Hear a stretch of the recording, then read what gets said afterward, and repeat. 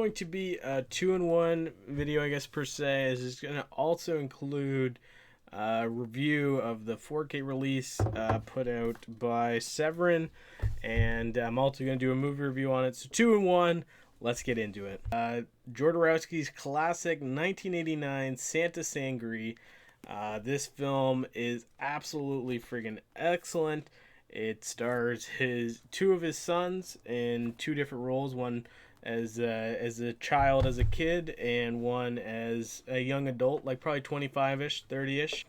So essentially, what this film is about is basically a heavily traumatized man. He grew up in the circus, and he had kind of a batshit mama and an alcoholic father who ran the circus, and his father is cheating and constantly flirting with like the tattooed woman who is absolutely excellent in this film. Such cool tattoos and arts and everything like that. And the mom is part of this weird religious cult.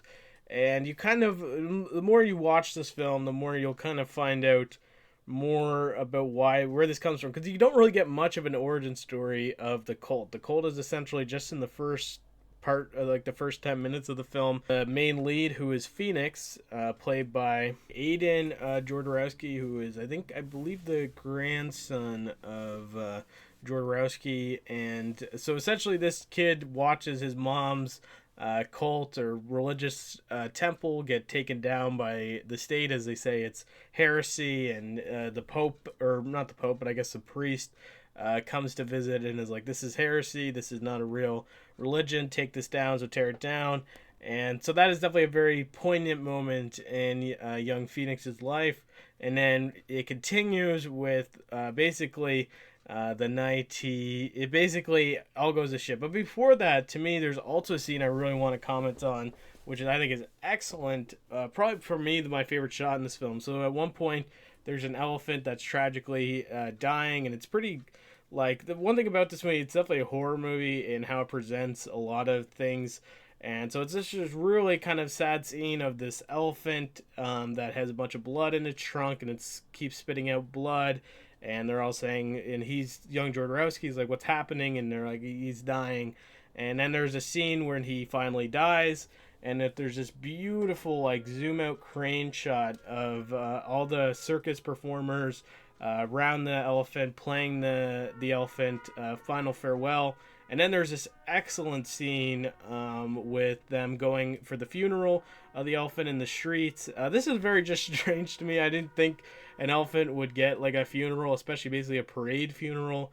But nevertheless, it does. And I think also the art direction, it's so unique, seeing all these characters who are quite colorful. Like, they're from the circus. They're not wearing blacks or whites really that much, but in this scene they're all wearing black, and I think that looks so striking, so excellent. But then let's get into basically kind of the crux of this film, and that is essentially the one night the young Phoenix basically becomes a man. Essentially, he loses everything that he thought he had. So his dad, they're at the circus, they're performing, and his dad starts flirting with the tattooed lady, and they end up start making out, and then go to his private room. And Phoenix's mom, who's absolutely insane in this movie, she finds out about this, and she gets super fucking pissed, grabs some acid from the cabinet, and starts spraying it and throwing it on the tattooed lady and her husband. And to me, this is like really one of the most striking scenes in this movie.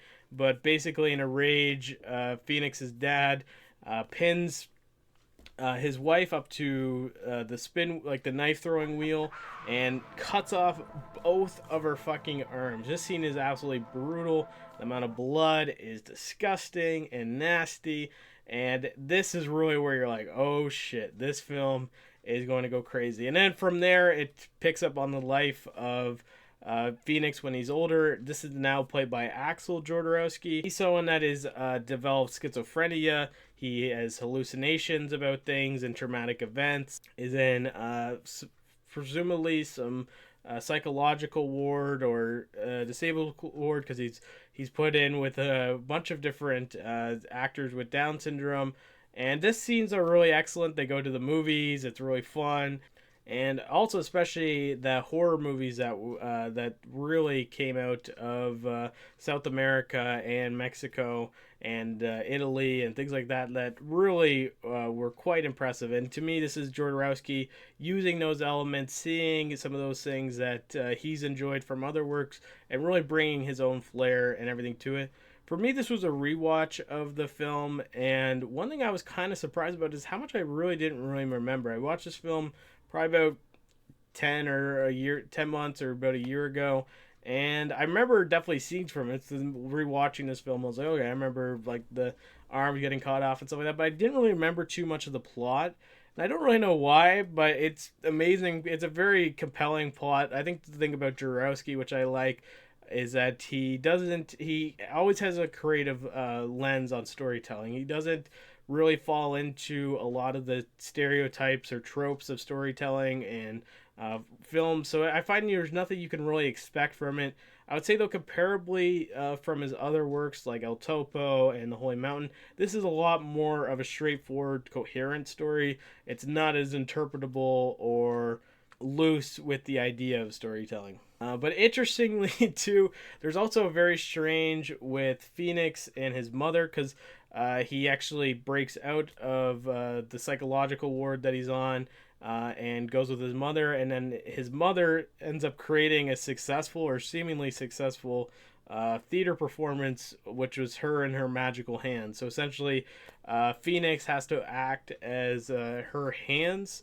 And this is a part of the movie where you find that there's definitely a very strange Freudian relationship between him and his mother, as his mother is very controlling and is very manipulative and narcissistic, and she basically essentially controls this guy and has basically possessed his hands to basically do her bidding and do what she does. She ends up getting him. Another brutally awesome kill scene was the tattooed woman. Holy crap, I can't show anything on this video of what that scene looks like. It is crazy good. This is also an NC-17 movie, not an R-rated movie, so even better. Fuck the ratings board. I think that shit is bullshit anyways.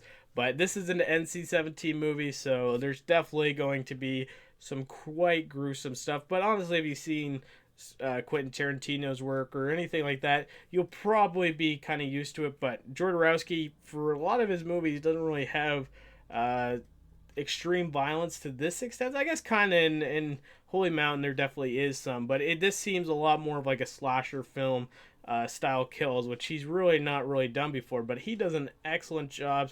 You can also see some nods to Psycho, and I think that's also too, it's the dynamic that you see with Phoenix and his mother, is it almost is like a Bates relationship, which is just a very strange. He's being his mother, he's wearing his mother, he ends up having like painted nails and like manicured hands, which men typically don't have, some do, whatever, but it doesn't seem like he's doing that by choice. He's doing that out of acceptance of his mother. And for me, the biggest idea that is really presented in here, and for me, one thing I really left with, is really just a concept of how many people allow people who are family members or friends or someone who is impactful or important in their lives still control them even after they're dead or not there anymore. And that is one thing that you can really see with Phoenix's character, is that he's someone that I kind of really was left somewhat confused, because I think that it is somewhat skewed to reality and things like that, especially with him being schizophrenic. It can be hard to say, well, is this real? Is this an hallucination? Things like that. So I think it's basically does present that his mother died from that accident of getting both your arms chopped off, I imagine from blood loss, or I don't know, cut off a damn artery.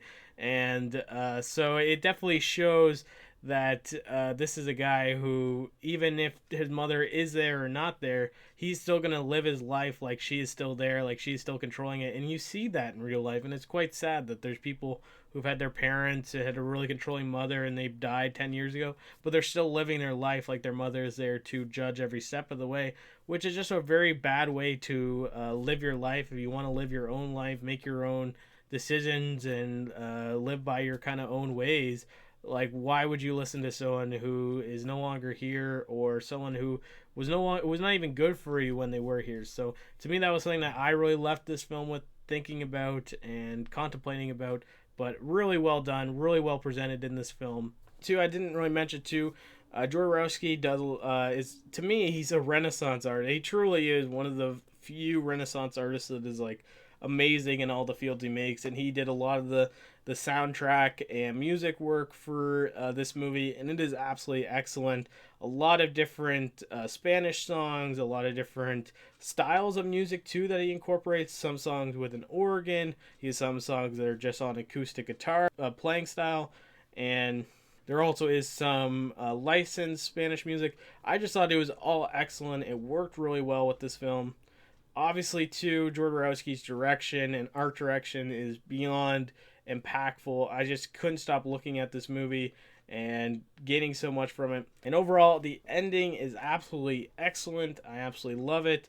The people who... That was also, too, a genius thing about Jodorowsky. I don't know, when you're casting people, it can definitely be difficult if you want to show a character when they're young and older. And to me, it was an excellent choice to basically go with someone who's related.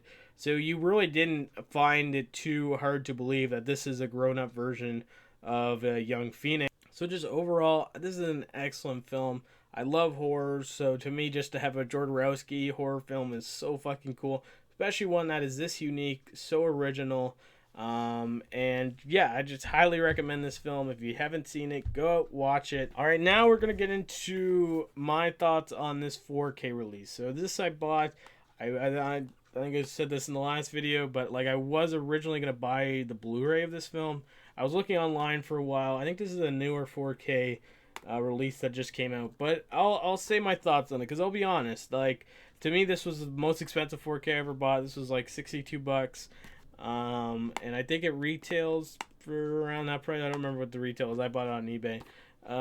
But one thing I'm going to say, to me the PQ, the picture quality, is absolutely phenomenal. It looks excellent, way better than a Blu-ray. I had the rip of the Blu-ray before, and definitely to me this looks excellent, excellent, excellent. But my biggest criticism for this 4K is definitely the sound. The sound to me is really not up to par for what a 4K is, and honestly for me, what a Blu-ray should sound like. To me, this film sounded worse than a Blu-ray. And I didn't understand it had 5.1, and I have a nice speaker setup, but it did not sound good. And basically the spots where I noticed it the most, and I don't know if it has to do with dialect, or maybe just kind of the original quality that they picked up a lot of these dialogue, but it is really like hissy and scratchy, and it does not sound very clear at all. And it was only on a few characters. Some characters with like deeper voices and stuff, I noticed it wasn't as bad.